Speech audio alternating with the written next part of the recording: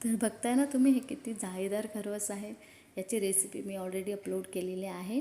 जर डिटेल त्याच्यामध्येही काय समजलं नसेल, डिटेल रेसिपी पाहिजे होती असेल तर मग तुम्ही कमेंट करू शकता, मी देईल. आणि म्हणजे अगदी 2-3 स्टेपमध्ये होऊन जातो. आता हे मी माझ्या लेकीसाठी बनवलेली, ठाण्यावरून आली होती रिया माझी. सो तिच्यासाठी हे बनवलेलं. तिला प्रचंड गोड गोड गोष्टी आवडतात. सो तिच्यासाठी हे मी बनवलं. आणि लकीली आता मला ते चिक्का मिळाला होता. म्हणजे आम्ही त्यांच्याकडून दूध मागवतो कर्जतवरून. गिरगाईचं दूध घेते मी. सो ते जेव्हा जेव्हा त्यांच्याकडे असं चिक्का असेल ना, तेव्हा तेव्हा ते मला देतात. आणि मी ह्या बाबतीत खूप ब्लेस आहे की मला काहीही न मागता ह्या गोष्टी मला मिळतात. कारण माझ्या बाजूबाजूला खरंच खूप गोड माणसं आहेत. म्हणजे खूप थोडी माणसं आहेत, पण प्रचंड जीव लावणारे माणसं आहेत. म्हणजे एवढ्या माणसांमधून ते माझ्या आठवण काढून मला नेहमी त्यांच्याकडे जेव्हा जेव्हा असतं तेव्हा मला ते आणून देतात.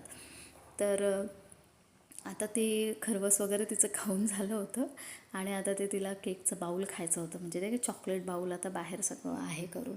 तर मी कधी ट्राय केलं नव्हतं. आता तिला हट्ट होता तिचा, मग काय मुलींचा हट्ट पुरवावा लागतो ना. सो तिने खाल्लं होतं ॲक्च्युली ठाण्याला. ते 160 रुपीजला काहीतरी होतं आणि ते तिला काही फार आवडलं नाही. मला असं वाटतं ते बाहेर मिळतं ना, तर ते जे बेस असतो ना त्याचा अगदी चुरा करून ते वगैरे टाकतात असं. मी एकदा म्हणजे अंबरनाथला पाहिलं होतं की ते जसं चुरा वगैरे करतात, त्याच्यावरती बस क्रीम लावायची आणि चॉकलेट द्यायचं. ते इतकं मला वाटतं चांगलं नाही लागत.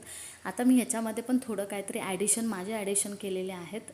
आणि मी तिला आधी सांगितलं नव्हतं. आणि मग तिला ते खायला दिलं ना, तर ते तिला मी जो बनवलेला ना तो तिला जास्त आवडला. म्हणजे मला असं वाटतं आपल्या कोणती पण रेसिपी असेल ना, आपलं थोडंसं ॲडिशन असेल ना, तर ती वेगळीच लागते.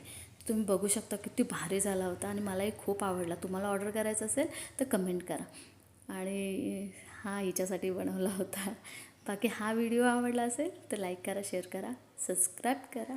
थँक्यू.